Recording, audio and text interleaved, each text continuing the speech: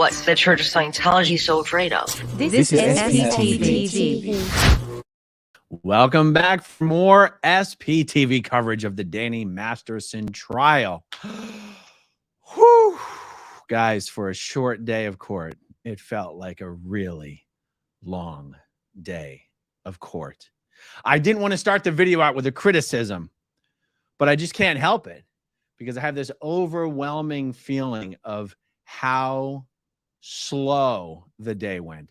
D.A. Mueller, Deputy D.A. Mueller, has got to pick up the pace of his questioning. As a layman, I'm just saying it.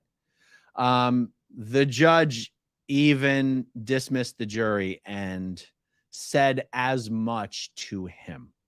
And it is constructive criticism. I mean, it's constructive criticism. I mean it with the best of intent. And again, I know he's not like looking for tips from me, but I'm here to observe. I'm here to report. I'm telling you, if I was on that jury and I had to listen to 10 questions about what Jane Doe was thinking and feeling before she was put into the water, and then what she was thinking and feeling as she was being put into the water, and then what she was thinking and feeling after she entered the water, and the temperature of the water, and had she been in the water before, knowing all along, none of this has anything to do with the incident. Like, this isn't the first time we're hearing this testimony. There was a pre-trial hearing. There was a first trial. This is the second trial. I'm telling you, I'm not criticizing the DA for spending too much time on important details. I'm criticizing the deputy DA for spending way too much time on completely irrelevant details and putting everyone to sleep. If I was on the jury, I would find him not guilty just out of principle. If you're going to waste my time, I'm going to get out of here as quickly as I can. So, I mean, I'm kidding a little bit, but honestly, if I'm on the jury, I need the story to move forward. I need to know why we're here. I need to know what happened to this victim. Okay. I don't need to know how many people were standing on the patio, how many of them you knew, how many of them you didn't know, how many of them you spoke to, how big was the glass, what color was it? If this was relevant to the attacks, that would be one thing, but it's not. Okay. A trial is a performance. Your audience is the jurors. They have to be, I feel like entertained is the wrong word, but it's the word that I want to use. You have to keep them with you. Okay. So that was a much heavier criticism than I intended that to be. But guys, we're there to hear the story. Give us the story. Okay, so since this is an end of day review and not just part two, I'm going to do a little bit of recapping of what happened before lunch. So, guys, we started out with Jane Doe 3's husband. We're allowed to say his name, Cedric Zavala, lead singer of Mars Volta Band. What an incredibly a sweet, generous, loving guy you can tell he is from his testimony.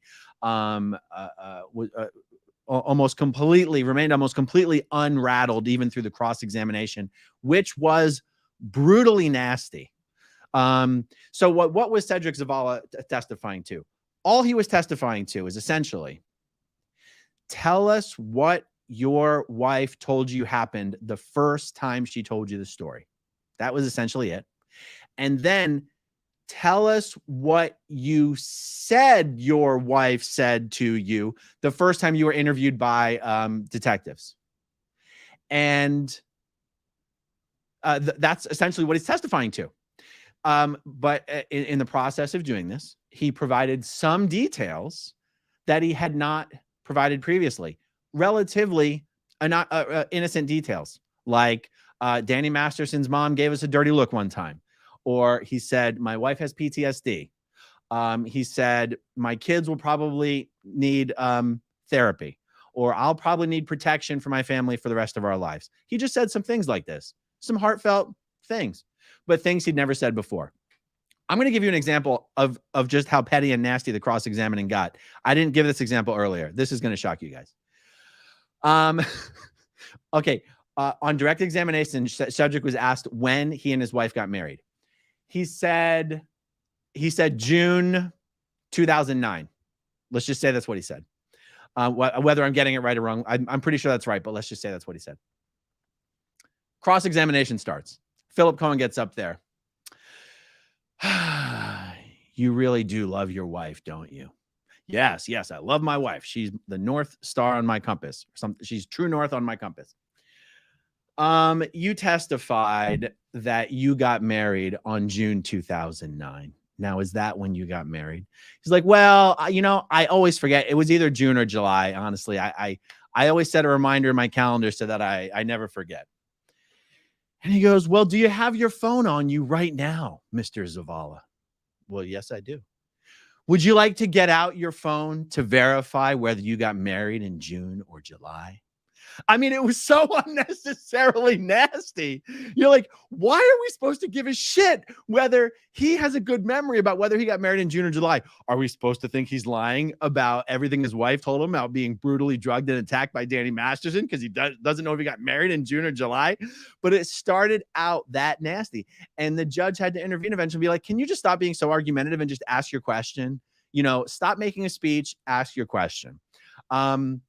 So anyway, if I have time, if my attorney friend Zach Morgan has time to do a chat tonight, I'm gonna have to ask him, like, please help me understand the defense strategy of just being a dick, because it doesn't seem to me like it works. But I don't know anything, guys. I grew up in a cult. I'm not an esteemed jurist. I'm not a famous defense attorney. I don't make the big bucks. Okay, there must be some reason that Philip Cohen thinks it's a winning strategy just to be a dick. I don't know, guys. I don't know. Okay, so let's see. When did you marry your wife? Do you need to check your calendar? Oh yeah, and then he just started working him over the coals over why he never basically Cohen would like the jury to believe that every time Cedric had a thought or a new memory or a new perception is not the right word, just recovered some new perception or memory or details, he was supposed to pick up the phone, call the detective, call the DA, and let everyone know he had just had a new thought. And that it was essentially against the rules to say anything new that you'd never said before. It got pretty old. So yeah, anyway, I covered some of that this morning, but I didn't give those details. Okay, let's see. Cedric was able to get a pretty good amount of testimony about Scientology stuff on the record, which was very interesting because the only thing Cedric did in Scientology was the purification rundown. And so he gave some testimony about his understanding of being declared SP and fair game and what that meant. And what was actually really funny about the testimony he gave is he didn't say he learned these things in Scientology while he was doing Scientology. And I'm glad that he didn't, because I was afraid he was going to say that.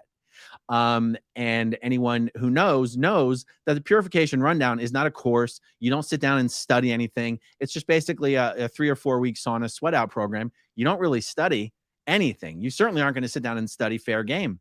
And there was a part of me that was afraid that he was going to say, yes, I learned that in the church. What he instead said is that in Scientology, there's a rule against reading en theta about Scientology, which is a Scientology word for essentially anything critical of Scientology. And he goes, so you better believe that's exactly what I did while I was doing my purif. I went out and I read as much stuff online as I could. And I came across these sources that were talking all about what it means to be declared SP and what fair game is. And he goes, and at the time, I didn't believe it. I thought it was a bunch of BS by, a bunch of disgruntled apostates and whatnot. But now I feel silly because now I've learned how true it is. I was like, damn, dude, that was pretty powerful. And it was completely honest. And I think it was very clear to the jury that he was being very honest. So that was awesome. Okay, so he testified about that, just his brief involvement in Scientology, didn't learn it from Scientology. Okay, good. And so eventually Cedric finished after way too much cross-examination. And then Jane Doe began her testimony. Let me tell you something. The first time Jane Doe testified, meaning in the first trial, she was still operating under this belief that the witnesses that were supposed to pretty much just answer yes or no, because those were the instructions they were given for the pre-trial hearing. And she wasn't informed that those instructions were only for the pre-trial hearing. She was not limited to only being able to give very concise answers. She is giving as thorough and complete answers as she possibly can until the defense objects for relevance or non-responsiveness or hearsay or speculation. She's going to town. and she's doing great. It is much more. I remember reading her testimony the first time. Again, this testimony always sounds so much different when you read it. It will just read the written word on the page than when you hear it. And I remember it feeling like it was just slogging, and it was just going slow, and it wasn't. Again, it was just reading the words on the page. It wasn't creating a very vivid image of how everything transpired. It is the exact opposite this time. It is crystal clear what is happening. The only slow up is the DA asking way too many questions about every little detail instead of moving it along. Jane Doe 1's been on the stand now for 2.5 hours. We haven't even gotten to the beginning of the charged incident. We have covered an uncharged incident, and it took a long time to get through it, more time than was necessary. So the information that we've gotten has been very easy to digest, very easy to picture, very vivid, very clear, understandable, concise, genuine, and believable. It's just taking us a long time to get to where we're going. And like I said, the judge did actually give the DA quite a clear set of instructions on how she expected this to move forward, in a faster manner. And at the same time, also instructed the defense to stop objecting for hearsay all the time. And I said this yesterday. Again, I'm hesitant to say things that make it sound like I'm infantilizing, the defense. These people are professionals and they're great at their jobs. But like I said, sometimes it's like a mother scolding their children. And it is funny. I'm just being honest. It is funny when it happens. And so the judge told Philip Cohen, she said, the only reason you know what your name is because of hearsay. The only reason you know who the president of the United States is because of hearsay. Just because something is hearsay doesn't mean you need to object. And then she told the DA, just because something is a detail doesn't mean it's relevant. I mean, it is fun. It is fun to hear professionals get scolded. I don't know. Maybe it's Schadenfreude. Is it Schadenfreude? You guys know what the word I'm talking about is. Okay. Scientologist predator Graham Brewer did have the audacity to show his face in the courtroom for about 10 minutes prior to the lunch break. I'd already spoken to the bailiff about Graham Brewer and his attempts to intimidate one of the Jane Does, as well as myself. So, Graham Brewer popped his head in at the tail end of Cedric's testimony. And this was just after lunch, actually. And then everyone took a short recess while they got Jane Doe 1 ready to come on the stand. I am pretty sure Jane Doe 1 told her, they have this is going to be the wrong word, but there's some special word for some people who are essentially the emotional support people for the Jane Does. I'm almost positive Jane Doe 1 said she wasn't going to get on the stand if Graham Brewer was in the courtroom. And what do you know? Graham Brewer was not present for the rest of the day. Good for you. Good for you, Graham, for getting the hell out of there. But you clearly intended on showing up just for Jane Doe 1. Just proving everything that's already been said to the court about you. So hopefully we don't see you there tomorrow. Let's see. How does the jury look? Guys, I have never seen such an unreadable group of people in my life. These people do not smile. They do not nod their heads. They do blink a lot. To their credit, they're not nodding off. It turns out in the opening statements, the people I saw nodding off, it turns out, I've sort of verified, they were all alternates. They weren't the actual members of the jury who will be deliberating. They were the alternates. I've been paying pretty close attention. I've not seen any jurors nodding off or looking particularly disinterested.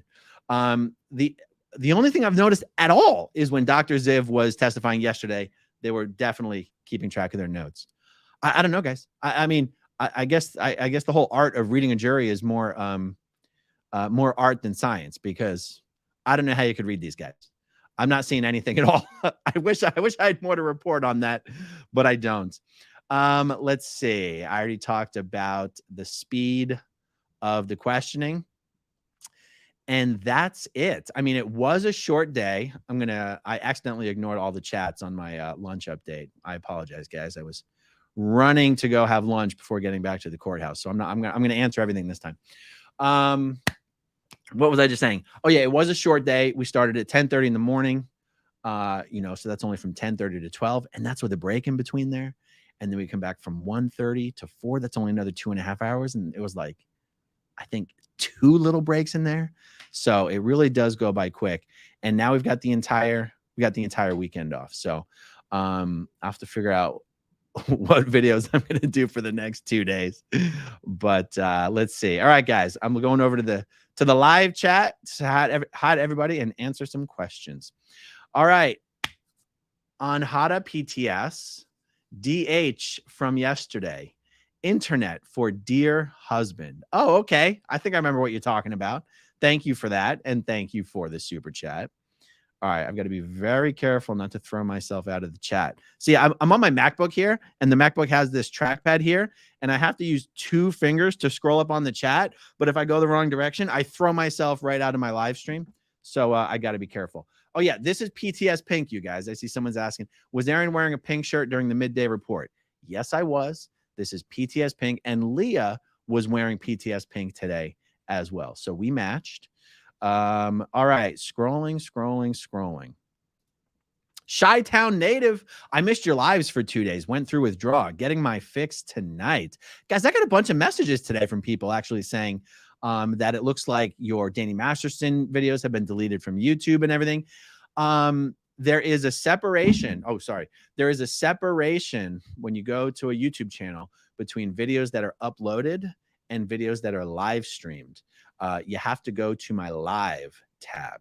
And I do suspect, oh, guys, we have 1,900 people watching right now. If every single one of you would do me the huge honor of hitting that like button, that is one of the inputs that YouTube uses to push out notifications to the broader audience that this live stream is going on.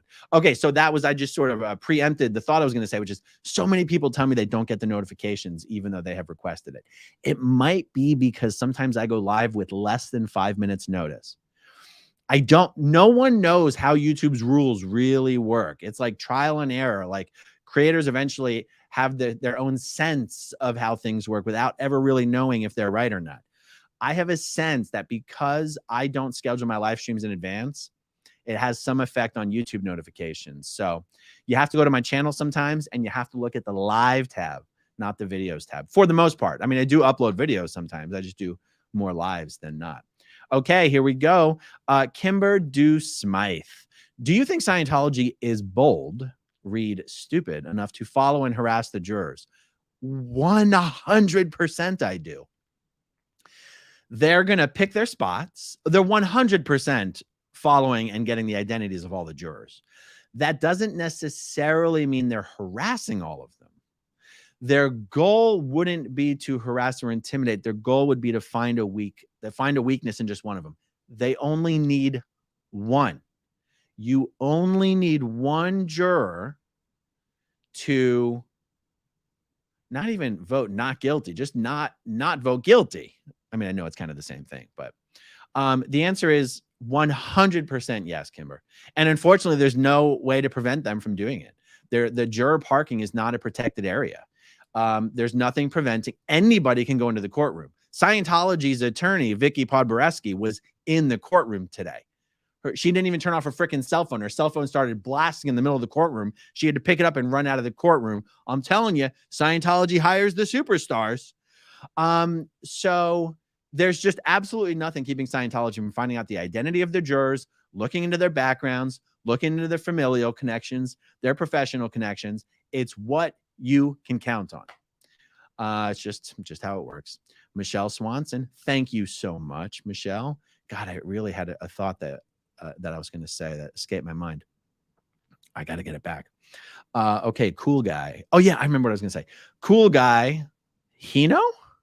Cool guy Hino. Cool guy Hino 92. Glad I found your channel late last year. Truly. Well, thank you so much. I got to tell you, I had a bit of a starstruck moment today. I was walking in towards the courtroom when all of a sudden this face comes walking towards me and I go, oh, I know you. And it's someone I've been watching on YouTube for years. Her name is Dr. Carolyn Heldman. And she has, I think, a PhD, I think, in political science.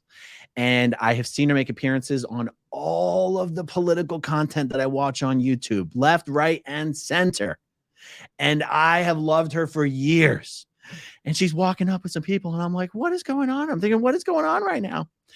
And she and her friends were there to support the victims. And they've been watching the channel, and they've been watching the updates.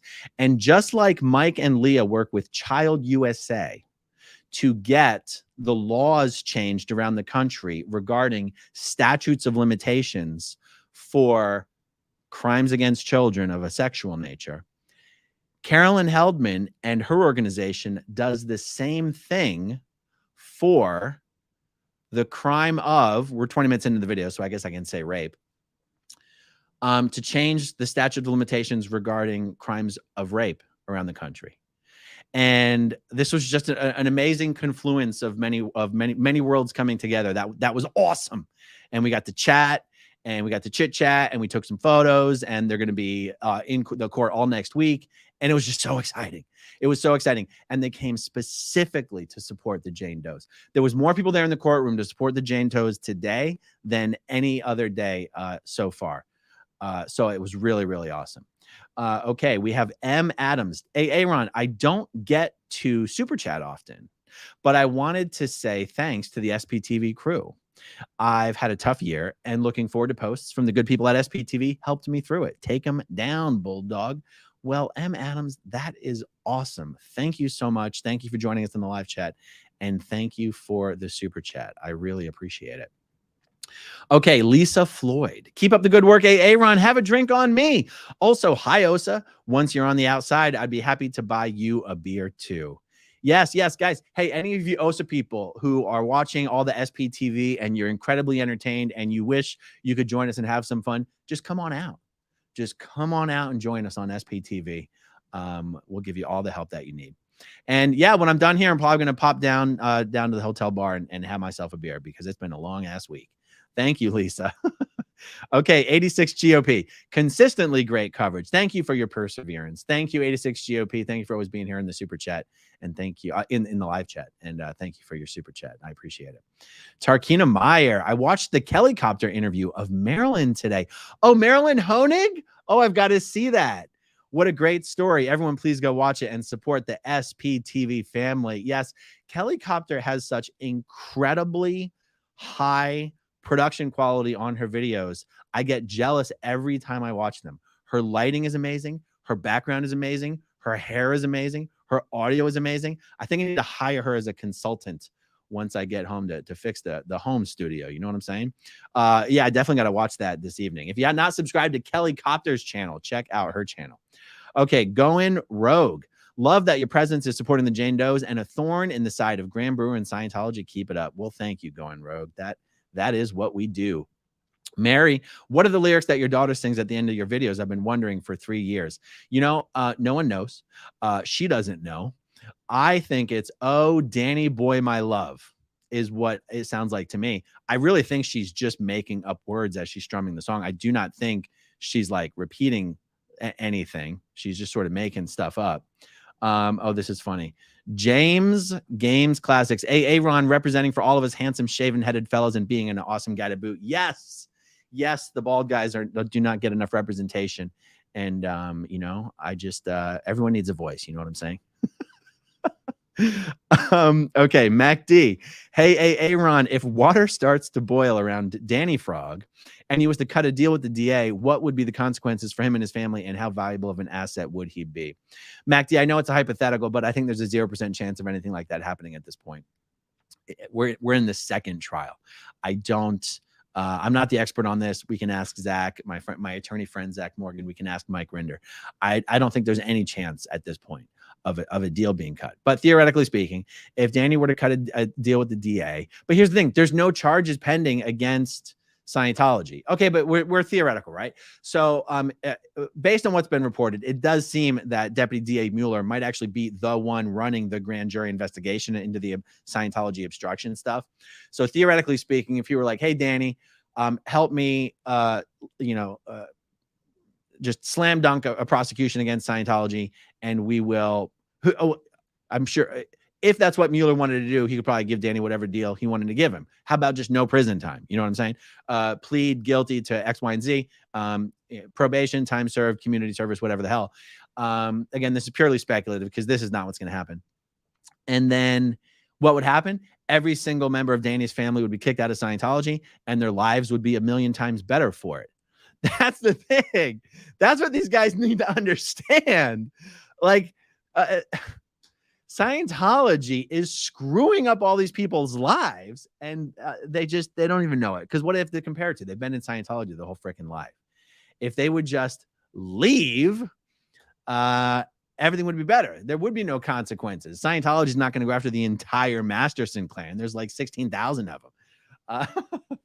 them. So no, I mean, if they really had their heads screwed on straight, they actually would seek some sort of a deal, would seek to help bring Scientology down, and would free themselves from the prison of belief that is Scientology.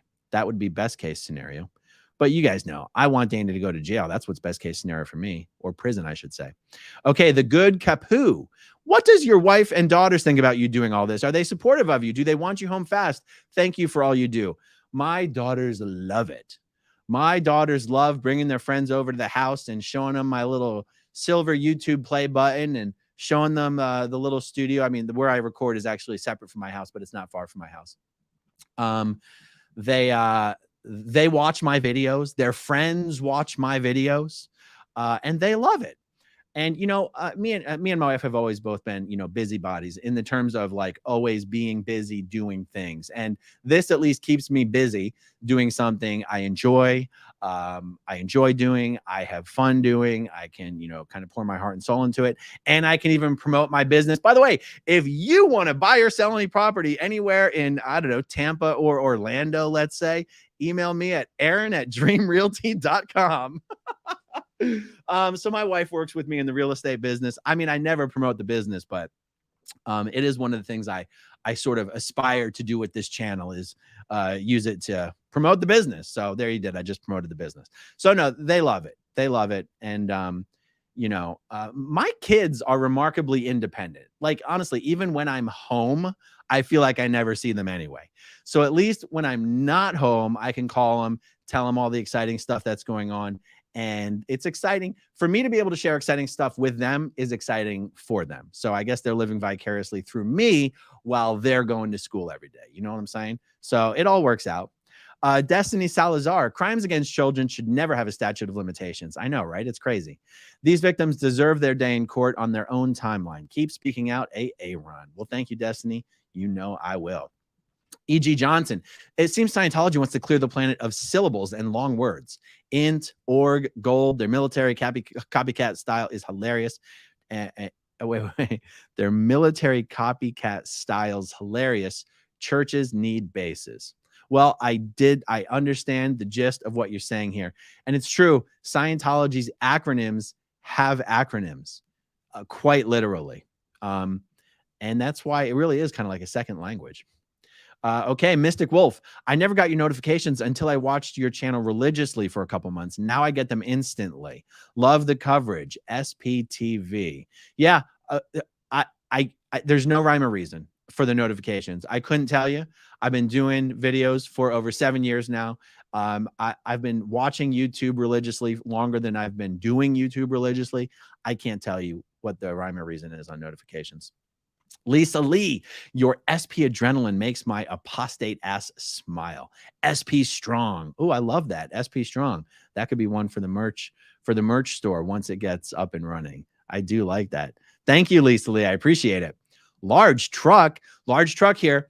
I'd love to hear any stories on when you serendipitously bumped into any Scientology members in real life. Love your face. I actually go out of my way to avoid confrontation, to make people I don't like making people uncomfortable. Now, I mean, something like Graham Brewer, it might sound like I seek confrontation. Those are very, very specific instances. In general, because I don't blame Scientologists for being Scientologists, And I don't want to make them feel persecuted or harassed just for virtue of being a Scientologist or by virtue of being a Scientologist. If I see a Scientologist I know, like at Costco, I will avoid them. I don't want to be made uncomfortable as much as I don't want to make them uncomfortable. So I serendipitously bump into people all the time. I won't, if I see them standing in the line at the grocery store, I won't like run up and try to get in line behind them and like invade their space and make them uncomfortable. So the truth is there just aren't that many stories, because I won't like run out of the store. I just will go out of my way not to intentionally run into them. Do you know what I mean? And that's just because I'm just trying not to be an asshole. There's no reason to be a dick to people. So yeah, no, even you guys on my channel, if you watch me a lot, you've heard me mention Raffy Pendry. I was the best man at his wedding. My wife was the maid of honor. He disconnected from us without even a text, not even like a, hey, what's wrong with you, asshole? Get your shit together or I'm going to have to disconnect. It was just disconnect, unfriend, block.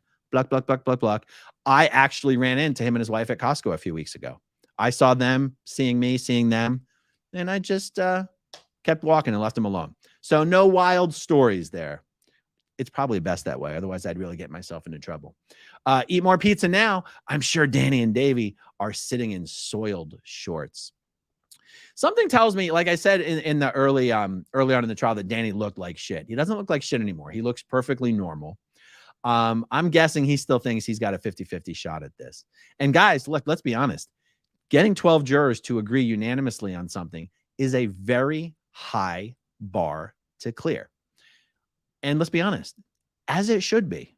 It should be hard to convict somebody for something that happened 20 years ago, for which there's not a ton of physical evidence. Now, in this case, I think the bar is appropriately high and can be cleared. I'm just saying, structurally speaking, it's okay that it's a high bar. So even if I think the witnesses are doing great, even if I think the defense isn't scoring points, it's not like I am blind to the fact that it literally is probably a 50-50, just a 50-50, guess at which way the jury's going to go. Because all it takes is one of 12 to not want to vote guilty on 2 counts, and Danny walks. So it's going to be a nail biter in that respect until the very end. Anastasia Rose, when is Growing Up in Scientology the musical? That would be really funny. Speaking of Growing Up in Scientology the musical, how many people over the last few days have emailed me the video of James Corden and Tom Cruise doing the Lion King musical on Broadway? I've gotten so many messages and emails. And that was a pretty weird video, I'll be honest. I don't anticipate Growing Up in Scientology the musical coming anytime soon, but thank you, Anastasia. Never say never. Ken's channel. I've broken your outro down 8 clips. Now writing music around it. Wish me luck. Oh my God, really? Now get to In-N-Out, California institution. I actually probably should go to In-N-Out this evening. That would be, oh, you know what? I'll go this weekend. I don't want to be wandering around the streets of LA in the evening. By the time I finish this video, it's weird. Like it looks like the sun's out right now, but if I go out, it'll be dark in 30 minutes. So thank you, Ken's channel. Always good to see you in here in the live chat. And thank you for the super chat. Calico 26, is Claire going to be the next witness? My understanding is that Claire Headley will be the next witness. If DA Mueller can move this direct examination along, I have high hopes that we might see Claire Headley testify on Tuesday. That is what I am personally hoping for. Wednesday seems perhaps more realistic, but Tuesday is hopeful. Roberta Allen, thank you for the super sticker. Jamie Lynn, just wanted to say thank you for all you do. Thank you, Jamie Lynn. I absolutely appreciate it. Cinnamon Whiskey, does the super chat money while you're in LA help pay for your trip, or does it go to the Aftermath Foundation? I hope both. No. None of the super chats go to the Aftermath Foundation. If anyone thinks that, that's not true. Donations to the Aftermath Foundation have to be at the aftermathfoundation.org, just through the website, or you can donate through the Facebook page. There's like Facebook has a donate button, and they take almost nothing off the top. And any merch you get from the spshop.com, of course, all those proceeds go to the Aftermath Foundation. What you might be referring to is, we have spoken about, YouTube will let you turn a live stream into a fundraiser. You have to, it's not just saying you're going to do it. It's actually a thing. Like you schedule a live stream, and the Aftermath Foundation is already an approved nonprofit on the YouTube platform. We've never experimented with it yet. I would like to think we're going to try to do it this coming week. Mike is back in town.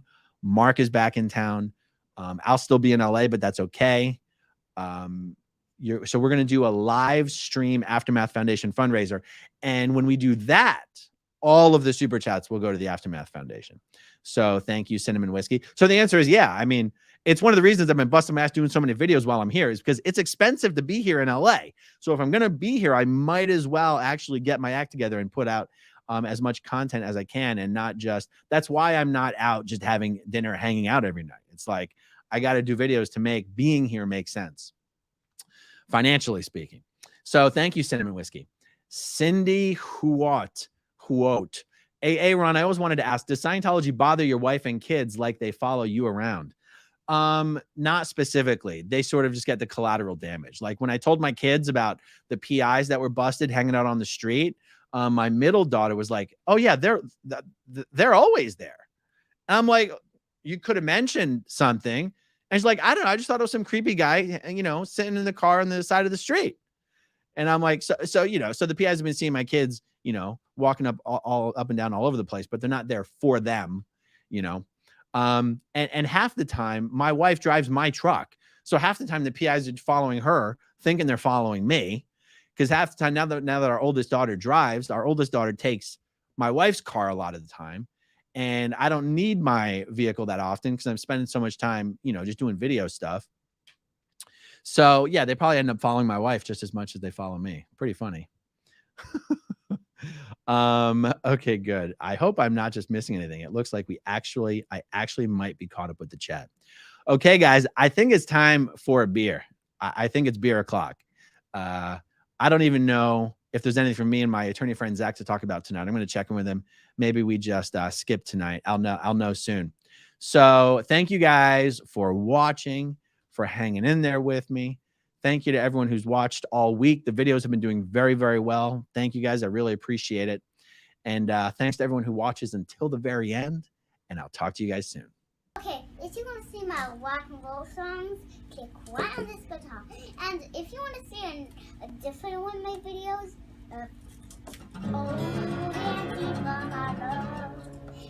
then you could click right inside here. If you have subscribed or not, subscribe